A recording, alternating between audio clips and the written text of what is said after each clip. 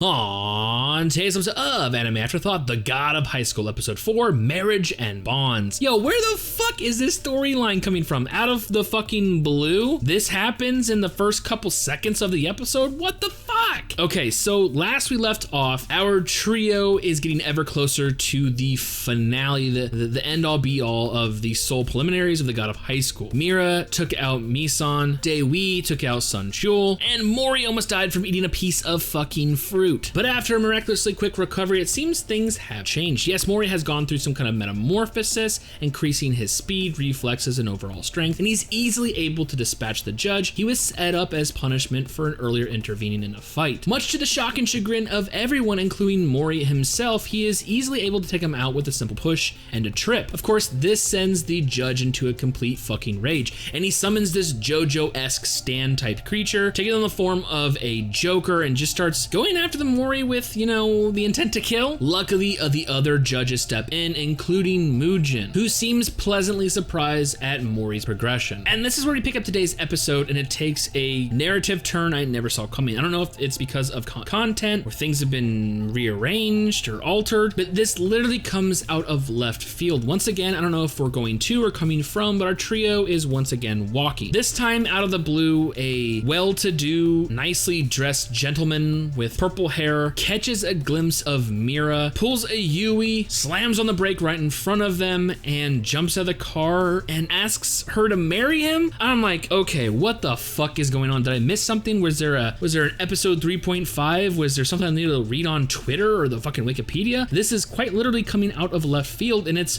kind of fucking awkward. But the more awkward thing is she says yes, and it actually makes a lot of fucking sense. See, Mira is obviously not in love. She's just using this dude, as we learn from her cousin, who we find out she's actually living with due to circumstances of her father dying and the uncle taking care of her. I guess this dude, Sojin, is like a martial arts celebrity, a high-level sword master, entrepreneurial business, blah, blah, blah. He's basically, I guess, LeBron James with a katana?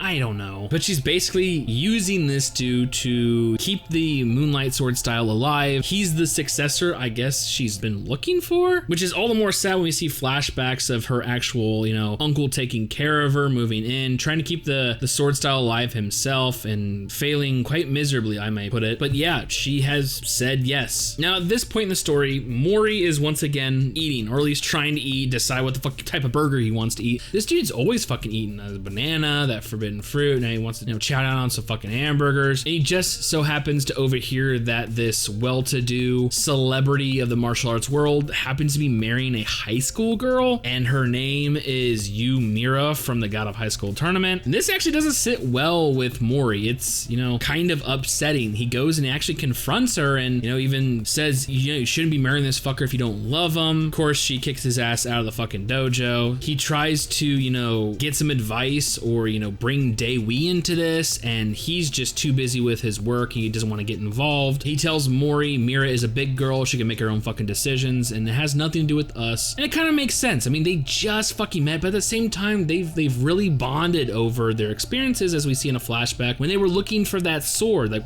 or more precisely, when Mori lost it. So yeah, at this point, Daewi wants nothing to do with it. Mori can't talk him into it. Mori can't talk Mira out of it. And the next scene we get is actually like the day of the wedding. Like, this is the definition of a fucking shotgun wedding. That's to say, it feels so fucking weird. It's coming out of nowhere. Even after the uncle confronts this dude and says, you know what, please call this wedding off. This is not right. She's a young girl. She's marrying for the wrong reasons. Mira steps up and is like, hey, I'm actually marrying him to use his ass. He promised me that he can make this the Moonlight Sword style famous all across the world. I'm using him just as much as he's using me, or at least at this point we don't know, but we'll soon find out how he's using her. The cousin, who's just just a little girl with grand fantasies of a wedding, is hit with the reality that maybe this isn't how shit should work. She's sobbing after witnessing her cousin act the way she did, saying, you know what, I'm just too naive. This isn't right. Mori just happens to be sitting sitting next to her. Yes, Maury is there and he's fucking gonna crash the wedding. And I felt so good. He's all, you know, dressed in nines, head to toe, fucking got the shades on, looking all inconspicuous and shit. Like, oh, Jesus, you are right. Of course, once again, the motherfucker's eating. This time it's a fucking popsicle. A, where the fuck is he finding all this food? Is he literally bringing this shit from home? And B, my God, how are you buying said food? Do you have a job? Where do you get your money? But it does make sense though. If this guy is related to Goku, we do know that Saiyans have a large appetite to feed their metabolism, but I digress. Yes, he, you know, intends to break through the fucking doors. Of course, this dude has a ton of fucking security, but Maury can't do anything. I'm assuming because of the rules of the God of High School, you can't maybe have altercations outside, or maybe just because he doesn't want to get the police involved, or because it's just a big no-no. He really can't use his taekwondo on them. Luckily, like a shining fucking star coming out of the night sky, it is Daewi swooping in and basically one-hit KOs the entire security staff with a simple shoulder like shrug or push or whatever. Just basically bumped him and sent the dude fucking flying and just hit the other dudes like a fucking bowling pins. It's actually quite hilarious. Of course, during, you know, all this is going on, we do get a little flashback into the guy. I mean, the wedding is proceeding. Mira is being walking down, you know, the aisle by her uncle, and we get this glimpse of the dude and what his ulterior motives are and, you know, his true motivations. We are sent back to that mysterious kind of underground cult thing going on. Yeah, the, you know, the real creepy thing with Mansock's half mentor type dude with one eye. This guy must be some kind of initiate or member or whatever, and his goal is clear. He wants the Moonlight Sword. You know, that sword that Mira is always carrying with her.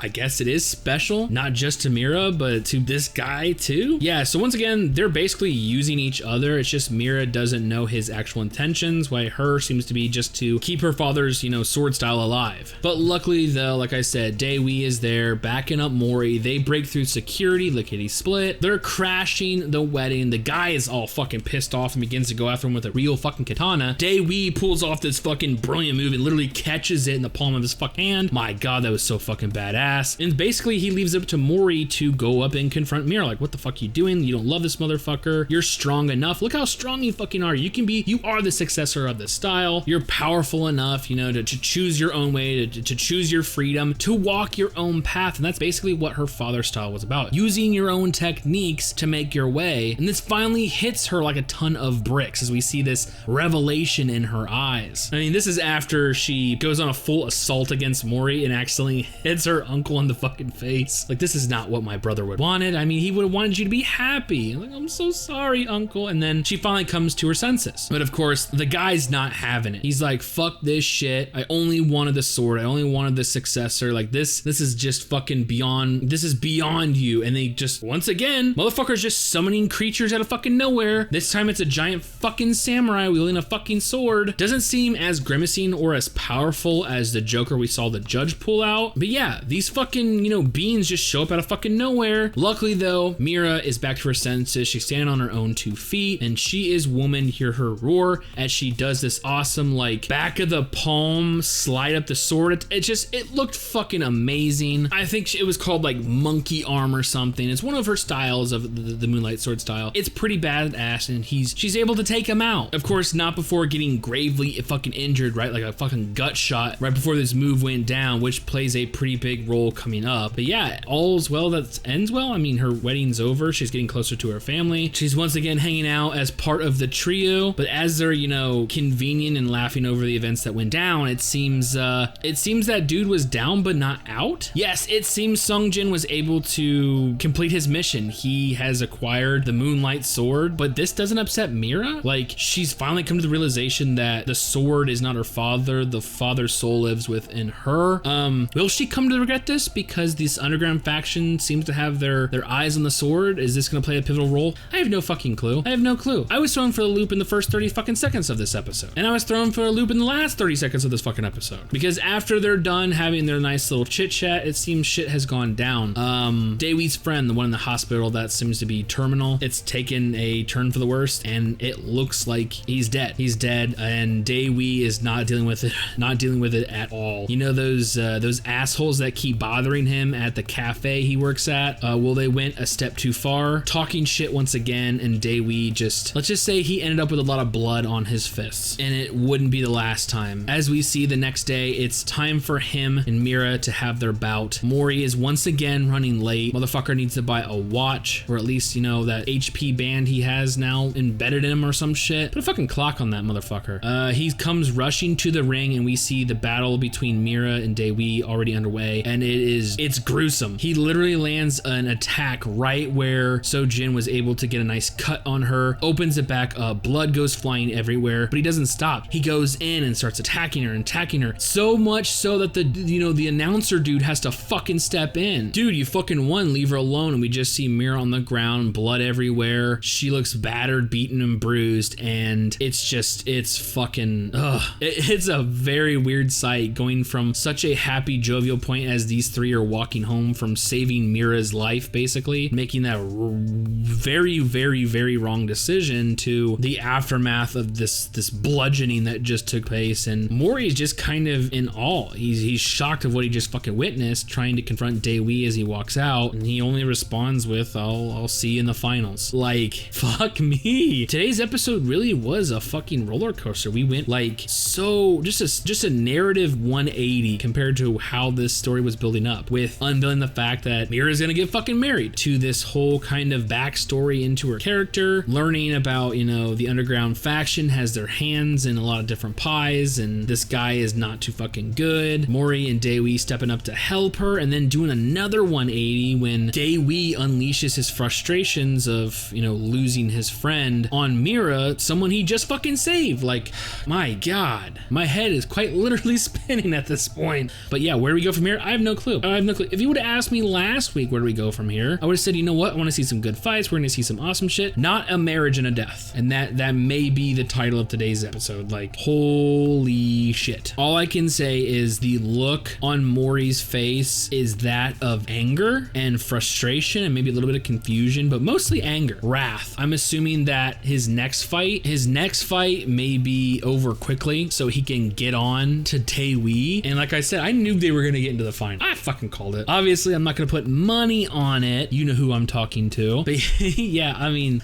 you kind of saw it coming, but I don't know. With Daewi in the state he's in, Mori all raged up and shit, fuck. I'm expecting a badass battle. You know what? Take all the stops, do the fucking awesome color effects. Maybe, you know, do the thing that you guys were saying with his triple kick, like the after image with different color overlays and shit like that. That sounds pretty cool. Pull out all the stops. I mean, we're only fucking, what, 4 episodes in? Yeah, let's just fucking hammer it down. Let's do it. Let's get crazy. But yeah, love today's episode. It was just a fucking weird one. It really was. So with all that being said, and, you know, them really building up a battle between friends and Daewi versus Mori, I honestly cannot wait for future episodes.